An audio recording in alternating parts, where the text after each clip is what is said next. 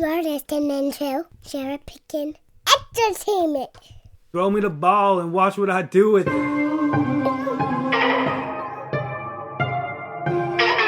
are now tuned into the CherryPickin podcast with your host, Andre Cherry.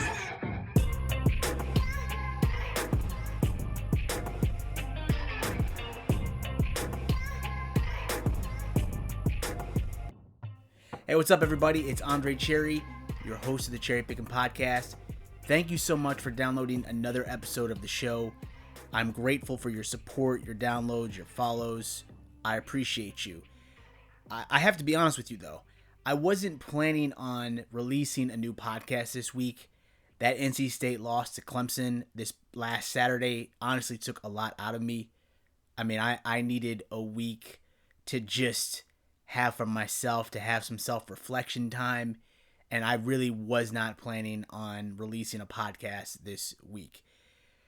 But there has been a firing in college football that I really wanted to talk about and share my thoughts on. So I thought, you know what, why not just do a quick little podcast? This doesn't have to be a long, drawn-out episode, but just talk to you all about the week that was and the week that is coming up and just the news in college football. So we'll start this off here. And before I get into my week 6 locks, I just want to talk about that NC State versus Clemson game. Clemson beat NC State 30-20. Early in the game, it looked like NC State came to play. The defense looked really good. Offensively, we just didn't have what it took last Saturday to overtake Clemson and honestly to be a champion or to be kind of ready for that next step in program history, which would be, an ACC champion. And a lot of people thought, like myself, a college football playoff participant. Like, I thought this was the year that we take that incremental step up to a new level that we've never been at before. But it was not meant to be. I mean, Clemson was that champion that you had to come in and beat to be a champion, and we didn't do it. I know there are some fans that are upset about some play calls that got missed by the refs. I'm talking about that fumble in the end zone by Clemson, like right before halftime. There were some other calls that were questionable, and I know people online and in social media, are upset that the refs missed it. But honestly, if you are ready to play and ready to be a winner, you just handle your business in other ways. There were other parts of the game where NC State could have had an advantage or could have played better, and those calls that were missed wouldn't factor into the outcome. Does that make sense? So, I mean, if you play at a certain level and expect to win and dominate, you shouldn't have to rely on missed calls from the ref or call that out as a reason why we didn't do something. And I say we because I'm a huge NC State fan, and this is a moment that I've been waiting for my entire life. I'm 36 years old, and I've never seen NC State in this type of position before to control its own destiny. All you had to do was beat Clemson, and you control your destiny outright. The job is not done, certainly. I mean, Clemson has a way to go. NC State would have had a ways to go. You beat Clemson, that's the first step. Then you got to beat Florida State. You got to beat Syracuse. You got to beat Wake Forest. So the job would have been difficult no matter if NC State had beat Clemson on Saturday or not. But we would have firmly been in the driver's seat of our own destiny. Now Clemson is at the wheels, at the control, and I honestly don't think they will lose another game. I do not think they will lose another game in the ACC. So I think we are looking at the eventual ACC Atlantic champion. I think we're looking at the eventual ACC champion. And I think we are eventually looking at a team that will be in the playoffs again. Probably the number 4 team in the playoffs. NC State could have been that team, firmly in control of its own destiny had it beat Clemson. The offense is not where it needs to be at a championship level. The defense, I was impressed with the defense, certainly in the first half of play there. But the offense needs to step up. I don't know.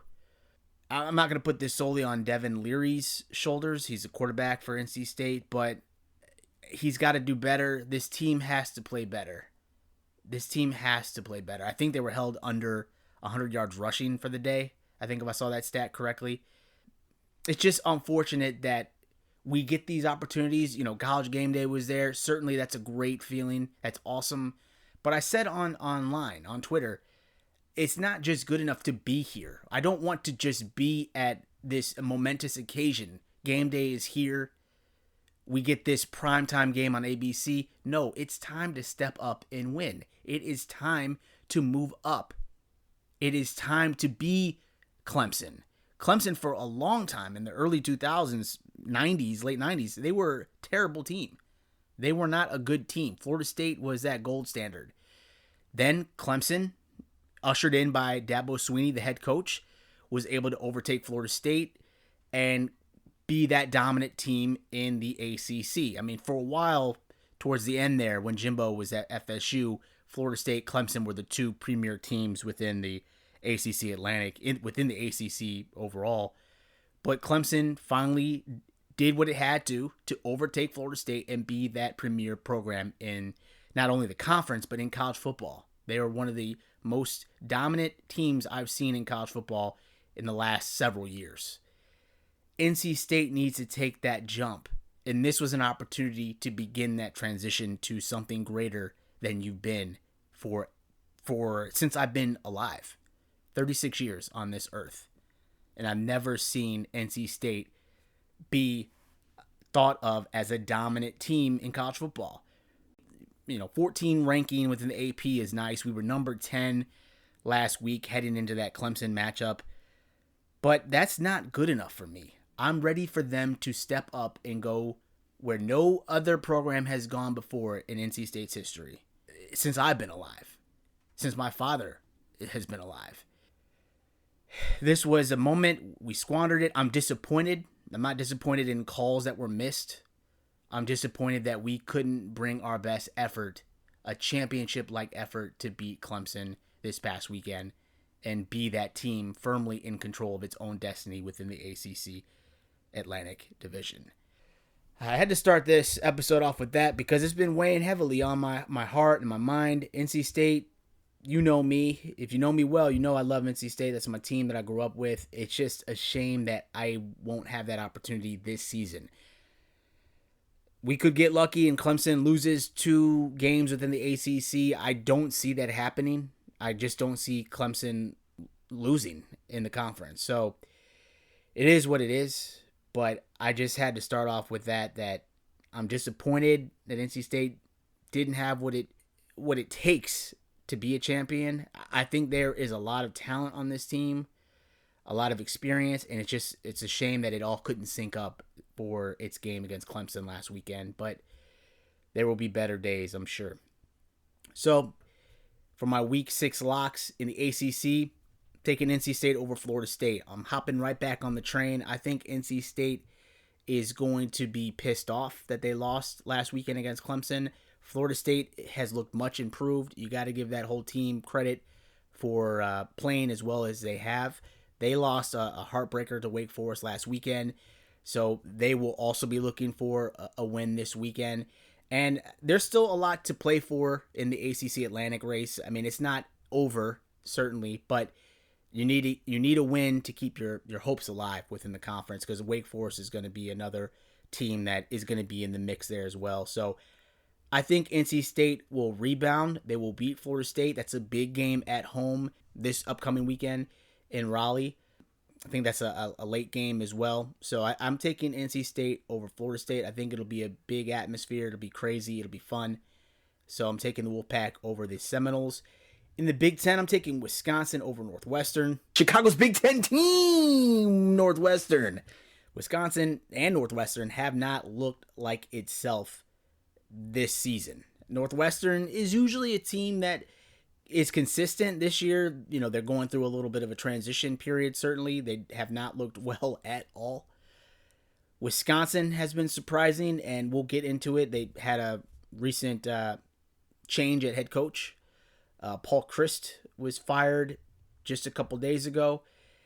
This program is, I would say, in a little state of turmoil here. That was not a popular decision to fire Paul Chryst. And so we'll get into it a little bit later on. But I think this is a huge game for Wisconsin. I think they're favored by like 10 points right now. Northwestern certainly going the wrong way this season. Wisconsin as well had a tough loss against Illinois this past weekend. I think Wisconsin rebounds big time over Northwestern. I think this is a blowout. I think they get a win for their former head coach. So I'm taking the Badgers over the Wildcats. In the Big 12, I'm taking Texas over Oklahoma. Texas gets their QB back this week, I think is what I saw. Oklahoma's quarterback got knocked out. Targeting call last weekend. It was crazy if you saw that game. And what ended up being a blowout at the hands of TCU last weekend. I think there's some people that are concerned about Oklahoma and the state of the program and if Brett Venables is the right guy for the job, because Oklahoma looked bad last weekend. The weekend before that, they looked bad as well against Kansas State. So it's trending in the wrong direction for Oklahoma. I think this is a good opportunity for Texas to get a victory in the Red River shootout, whatever we're calling it this year. But I think Texas wins this weekend, and I think they win big. In the Pac-12, I'm taking Washington over Arizona State. Washington is a really good program. Arizona State is without its head coach, who got fired a few weeks ago. I think Washington has a good opportunity. I mean, they've been playing well this season. They're a team that will be in the mix within the Pac-12. Taking the Huskies over the Sun Devils. In the SEC, I'm taking Alabama over Texas A&M. Texas A&M, they're about to get exposed as frauds. I know, in week 2 or week 3, when they played Appalachian State, they lost, which was a surprising loss to many. Texas A&M since then has had some close calls. They should have lost to Arkansas a few weeks ago. They lost last weekend to Mississippi State, but I don't think Texas A&M is going to even have a shot in this game against Alabama. I know Bryce Young had a shoulder injury. I haven't heard his status for the game this Saturday, but Texas A&M, Jimbo Fisher in particular, I just think he's frauding right now. That team needs a lot of help, especially on offense. I think right now they are in survival mode mentality over there in Texas A&M. I think it'll be an ugly loss, and it's crazy because Texas A&M was the only team to hand Alabama a loss within the conference last season in regular season play, that is. But I just don't think it's going to be close this season. I think Alabama has revenge on its mind, and I think they're going to beat up on the Aggies pretty good this weekend. So that's my SEC prediction, Alabama over Texas A&M. But real quick, I'll run those back for you one more time. My Week 6 locks within the Power 5 conferences. This is just straight up predictions. In the ACC, NC State over Florida State. In the Big 10, Wisconsin over Northwestern. In the Big 12, Texas over Oklahoma. In the Pac-12, Washington over Arizona State. And in the SEC, Alabama over Texas A&M. Hello, mates. I'm Jack. I'm Kenny. And welcome to Rock and Roll Up, the music and wrestling podcast. Here, you'll find our weekly music and wrestling podcast with our signature wacky comedy twist. So wacky. Expect news, Special episodes. controversial hot takes, And comedy features such as Kenny's rant. Jack's joke of the week, And of course, pun association. musical fruit. John Lemon. So wacky. So like, comment, share and subscribe. You can find us on Spotify, iTunes, YouTube, Stitcher and SoundCloud. You can get involved with the conversation at Rock Roll Up Pod on Twitter and at Rock and Roll Up Podcast on Facebook and Instagram. Are you ready to step inside the ring with these two heavyweights? Big time. Peace out.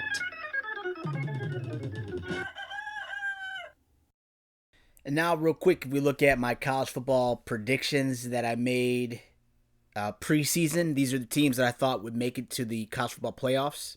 So I made these in the preseason. I had Alabama, Ohio State, NC State, and Iowa. Alabama, they had a good week 5. They, not so good. I mean, they lost quarterback Bryce Young to a shoulder injury during the second quarter of the game against Arkansas. And for a minute there, it did look as if Bama would be in trouble because Arkansas made it a game for a little bit. But then the offense was able to eventually kick it up and overtake the Razorbacks 49-26. I find it fascinating, truly, that Nick Saban has never lost to Arkansas in his 16 years as Bama's head coach, which is fascinating that they've never lost to Arkansas. I know Arkansas got close last year, if you remember that game. This year, not so lucky Arkansas was. I mean, that's pretty unlucky. 49-26. This weekend, Bama is favored by 24 points against Texas A&M. I think the Tide roll big in this revenge game over A&M. Like I said, I think A&M is just in survival mode right now. And I found a fascinating tweet online this past weekend on Twitter from Adam Gorney, at Adam Gorney. He says, after a blowout 42-24 loss at Mississippi State today, Jimbo Fisher, who would be owed more than $95 million if he was fired without cause, has the same record, which is 37-16, as Kevin Sumlin through their first 53 games as the coach at Texas A&M. I mean, that's a lot of money, and they're certainly not going to pay him out and fire him this season. I just think Jimbo, and I've said it before, he's a good salesman. I don't think he's as good of a coach as many people peg him as, or we think he is. I think he's a great recruiter. I think he can motivate a team. I just don't know how well he is at actually coaching. And once his players started leaving at Florida State, some of those stars off that team, you saw Jimbo just pretty much took a quick exit to get out of there. And he went to the money at Texas A&M. I'm not surprised that he's in the situation that he is right now. And again, I think they would have lost against Arkansas earlier this season. I'm not saying that he'll get fired this year. It would take a lot for him to just kind of implode and for the A&M program to want to go in another direction. But I think his seat is warming, I guess is a good way to say it. I think Bama will beat up on A&M pretty good this weekend. I'd like to be proven wrong, but I just don't see it, honestly. So I think Bama survives through another week of the college football season. They are safe as one of my teams that I think will make it to the playoffs this postseason. Then we've got Ohio State. They're another unbeaten team. OSU won big last week over Rutgers by a score of 49-10. And if you can believe it or not, the Buckeyes have scored 49 or more points in 9 straight games against Rutgers. And that is the longest streak by any team against a single opponent dating back to at least 1936 when the AP started keeping track of this. So, damn. That's pretty bad. And there was a fight that broke out as well, maybe because OSU was padding the score there. But OSU rolls on. That offense is looking really good. Ohio State, they're favored by at least 25.5 points over Michigan State this weekend. I think the Buckeyes roll big again this week against Michigan State. I know there's some folks calling out Mel Tucker. He just signed, a 10-year deal last season? The season wasn't even done, and he signed a new 10-year deal with Michigan State to stay there as a head coach. He's getting paid a lot, and I think people are thinking, is he really worth all that money for that and that long-ass contract? And they've been kind of faltering this season. I mean, they have not looked as good as they did last season. But I think a lot of people are like, what's the deal here, Mel? I mean, did we make a mistake? Certainly there's plenty of season to go. But he's not the darling of college football as he was last season in the Big Ten at this same time. That's rough as well. I mean, that's a long contract, 10 seasons. I mean, that's insane. I mean, you really are committed to somebody for 10 years. That is a little crazy. Anyways, Ohio State, they're favored big. I think they'll beat Michigan State this weekend. And if you look at Ohio State's schedule, truly the only test I see on the schedule remaining is Penn State on October 29th. That defense has been playing really well. They've got Maryland on November 19th. Maryland has been playing well this season, which is good. And Michigan, the last game of the season, on November 26th. So there are only a few tests, and I do that in quotation air marks, on Ohio State's schedule because this team is just rolling. They're dominant. They're looking good. I just don't see anything slowing them down. Potentially against Penn State in a few weeks from now, but like I said, even that's not a guarantee. I think Ohio State is just that good of a team this season. And I'm not going to even mention NC State. I've told you before, they need some help from Clemson. The Tigers are going to need to lose at least 2 games for NC State to even have a shot at doing anything. It's possible Clemson could lose. I don't feel confident because it's not in NC State's control. They don't control their destiny. They have to look for help. So NC State is kind of on the outside looking in potentially. Iowa, I'm not going to even talk about those guys because Iowa is looking like a mess right now. They had a good shot this season in the West to do something, but that offense just isn't ready. That offense is not playing well enough to be able to beat, a Big Ten East opponent in the championship game. Should they get there? Had they gotten there? I think there are other teams within the West that will prove to be tougher competition, a better fit at the end of the season for an eventual Big Ten West champion, namely Minnesota or even Illinois. I think those are the 2 teams you got to look out for out of the West. I think Iowa has played themselves out of any sort of serious contention to be a champion at the end of the season or even be in the playoffs. So they will not be a team that I talk about anymore for my college football predictions. But right now I've got 2 teams that I feel really confident in, Alabama and Ohio State. I'm excited to see what they do in Week 6 action.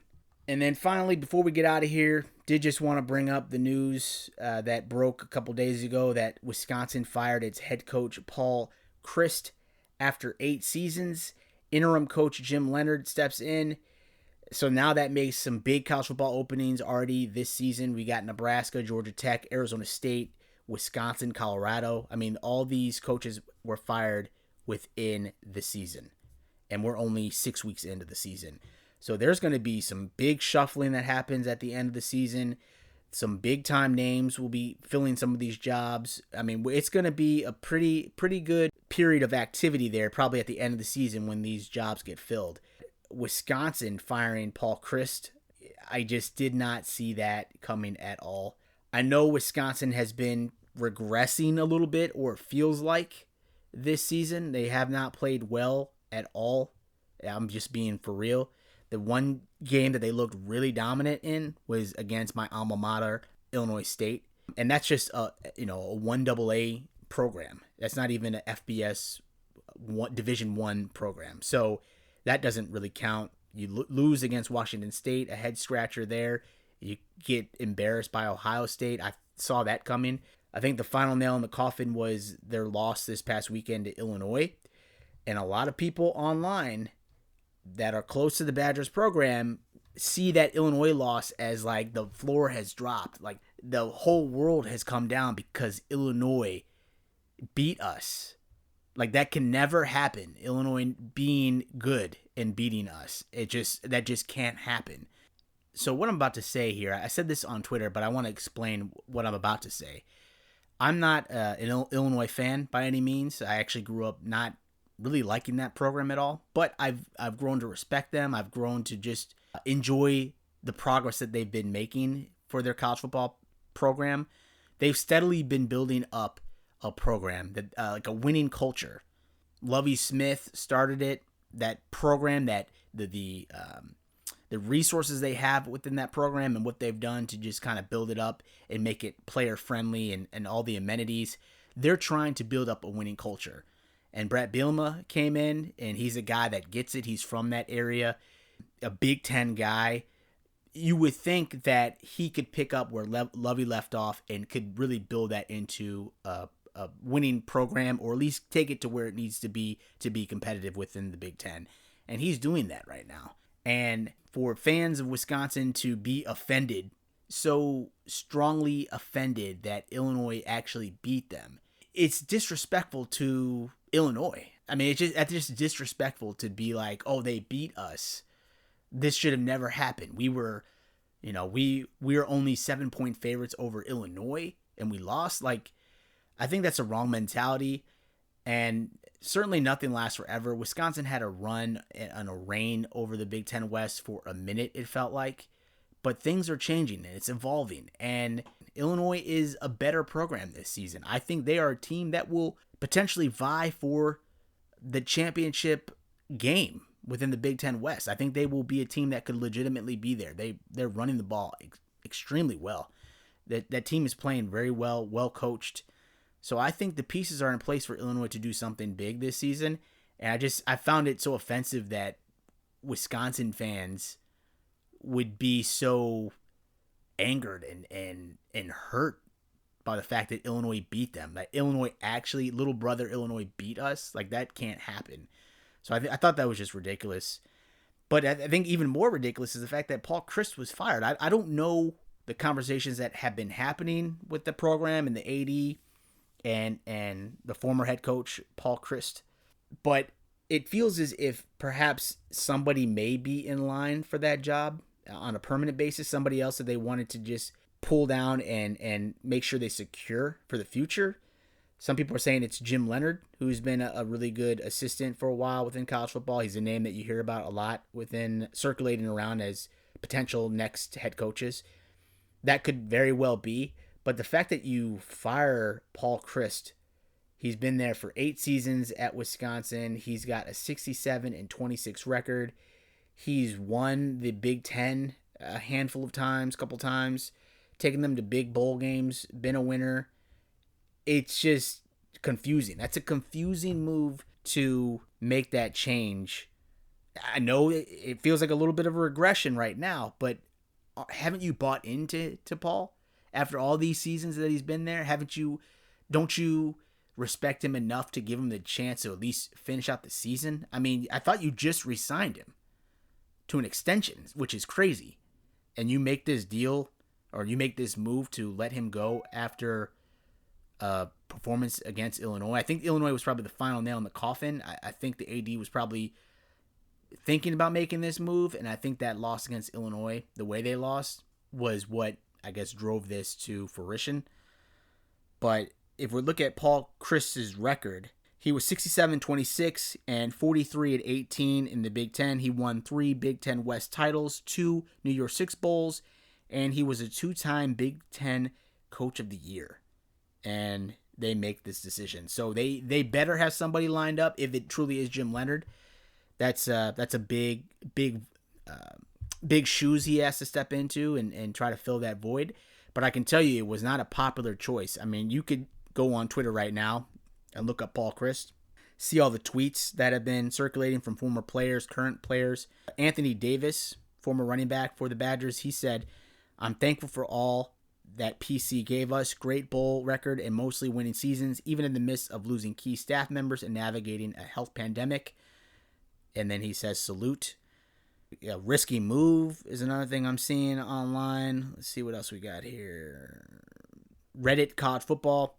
Cannot make this up. Paul Chryst is fired after getting 67 wins at Wisconsin, 3rd all-time for the Badgers. The guy above him? ? Brett Bielema, who won 68 games with Wisconsin and blew out Chryst yesterday in Madison. There's a statement from the Badgers. This was on Twitter. After a heartfelt and authentic conversation with Coach Chryst about what is in the long-term best interest of our football program, I have concluded that now is the time for a change in leadership. Paul is a man of integrity who loves his players. I have great respect and admiration for Paul and the legacy of him and his family at the University of Wisconsin. I also have confidence in Jim Leonard to guide the program for the remainder of the season. There is still a lot of season left to play, and I know Jim will do a great job while the program is under his leadership. And that was from Chris McIntosh, Director of Athletics of Wisconsin. So a lot of people, mixed feelings about it. I mean, there are other players on here that, and I'll find you the tweet here, from Braylon Allen, the superstar running back for the Badgers. He said on Twitter, "Anyone who wanted Coach Chryst gone isn't a part of this team." That tweet got over 10.5 thousand likes. It was retweeted 828 times. A lot of comments on that as well. I mean, this is a big bomb that dropped up there in Madison, and Jim Leonard is a guy that is, like I said, highly respected, but that's not a very popular move right now that they let him go, let Paul Chryst go. But Jim Leonard, been with the program, former player there. He is someone that certainly will get a shot to be a head coach, especially depending on how he finishes out the season. If he can turn it around, that only helps his stock. But I truly am worried about Dave Doran head coach, NC State, and I said it a couple weeks ago. People were throwing his name out there for the Nebraska job, but he's got ties to Wisconsin. He was a former coach there back in the day before he became the NIU head coach. I am worried about that job opening up because I wonder if he is eyeing a return to Wisconsin. I'm not saying that this is something that is happening right now, but I feel like you don't let Paul Chryst go unless there was somebody else you're eyeing. And could it be Jim Leonard? Potentially. But I feel like you could have kept Paul Chryst as a head coach this season and then made a move at the end of the season and put in Jim Leonard because Jim is loyal to Wisconsin. And I feel like if you have those conversations at the end of the year, you may have a chance to make that transition. I feel as if they're opening this up for somebody else. That's my opinion. I don't have nothing to base that off of, but I truly am worried about Dave Doran potentially going to Wisconsin, going back home. He's a Midwest guy. He went to Drake. I think he lives in Kansas, but I think that is a job that worries me. And I said it on the podcast last week. I'm saying it again. Dave Doran to Wisconsin is a real possibility for the Badgers, in my opinion. Again, I don't know why you make that move unless you have somebody lined up, but it's a tremendous coach, tremendous guy from everything I'm seeing on Twitter. He was a good coach, had good character, good leader. So I'm sure he'll land on his feet somewhere. It's sad because he's a Wisconsin guy. He was born in Madison. His dad was a former coach there. So he grew up with the program. And I heard online that he actually is negotiating his exit compensation. I think he would have been owed like over $19 million, but I heard he's negotiating that down with the school so that they can use those funds and retain that and potentially make the program better. So it just shows you what type of guy he is, Paul Chryst, that he is negotiating his exit salary, so to speak, his exit payment. Tough loss. I'm sure Wisconsin will rebound this weekend, get a good win against Northwestern, but that's just huge news that dropped in college football this past weekend at the end of the weekend. And so I had to come on the mic and just share my thoughts and opinions on that. That's unfortunate that move had to be made, but hopefully it helps Wisconsin out in the long run. We've seen that, though, at Nebraska. They made a similar move. They fired Frank Solich, and that program has just never been the same. I mean, Bo Pelini actually had a pretty decent record there if you think about it, and even then it wasn't the same, and they haven't been able to reach that standard of success that they've envisioned for themselves, and it's just been a long, long time to get that program back. So whatever this AD is thinking at Wisconsin, I hope he didn't do it without much consideration and thought, because it's no guarantee that you'll get back to that level of success that you had before. So that's the final thing I'll say on that, but that's really, really surprising move from Wisconsin. Real quick, we look at some top Week 6 matchups. We got, of course, number 19 TCU versus number 19 Kansas. These two teams are undefeated right now. This is a big-time game within the Big 12. Who would have ever thought Kansas would be in this position right now? The good thing with them being undefeated and being ranked in the AP poll, game day, college game day, that's right, is going to be in Lawrence, Kansas this week for that matchup. The number 19 ranking is Kansas' 110th appearance in the AP poll all time, with its highest ranking at number 2 coming on November 18th, 2007, which is crazy. Kansas has been ranked number 19 9 times within the AP poll, with the most recent ranking coming back on October 25th, 2008. So I was still in college. So that's a long, long time ago. Coach Lance Leipold, he is a hot commodity within college football. I'm hearing his name tossed around for Nebraska's open position for a head coach right now. Other prominent jobs within college football are eyeing him as well, from what, if you believe anything you hear in social media and through College Game Day and other shows like that. So Lance Leipold, he has really turned that program around. That culture is it's contagious. I mean, they have like a winning culture right now.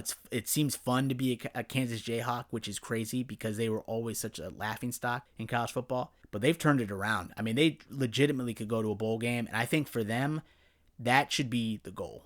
Go to a bowl, and that's a good season. I like this start. What are they, 5-0 right now? That's great. That's fantastic. I don't know that they can keep it up. I would love to see it. But I think, truthfully, that goal should be to go to a bowl game, and I think they can do it. I think they will have a tough game against TCU. TCU played really well against Oklahoma. I don't know if Kansas has what it takes to beat TCU, but I would love to see it, of course. And so hats off to that program, turning it around. They're fun. They are the darlings of college football this season. I love their uniforms, by the way. That all red uni, the all blue uni, their white uni, like it's all fresh. I would love to wear and rock some Kansas gear. That'd be dope because they've got some cool colors and cool uniforms. But yeah, that's a big game this weekend. Certainly, we got Iowa versus Illinois. Iowa's trending backwards. They're 3-2 right now. Illinois is 4-1. Chase Brown, the running back for Illinois, he has been phenomenal. He leads all FBS rushers with 733 yards. So he is the leading rusher in all of college football.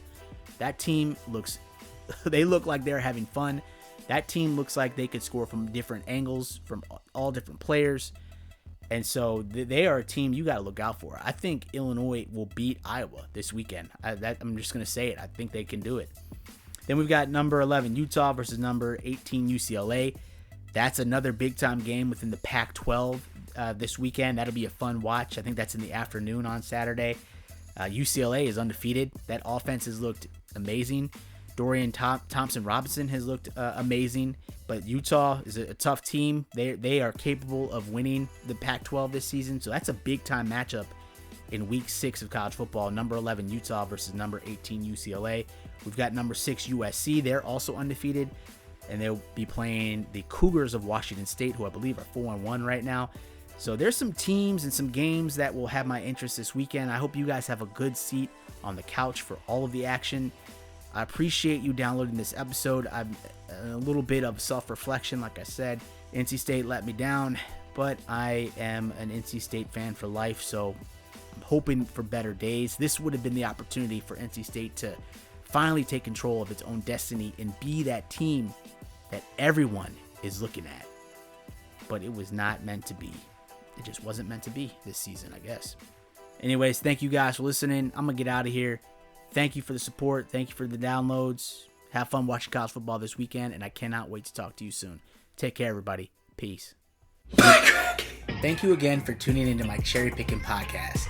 If you enjoyed this episode, please feel free to subscribe to my show and drop me a rating on Apple Podcasts. All of my digital content can be found at the website CherryPickinSports.com. And if you are looking to interact with me via social media, my Twitter handle is @Cherry_Pickin. That's PICKIN. On my Twitter, you'll also find a link to my blog where I post my weekly college football predictions and analysis. I can also be reached via email at cherrypickinsports@gmail.com. Please feel free to reach out to me regarding what you like about this podcast or about what content you'd like to hear more of on future episodes. I sincerely thank you for your support, and I can't wait to talk to you again soon. Take care.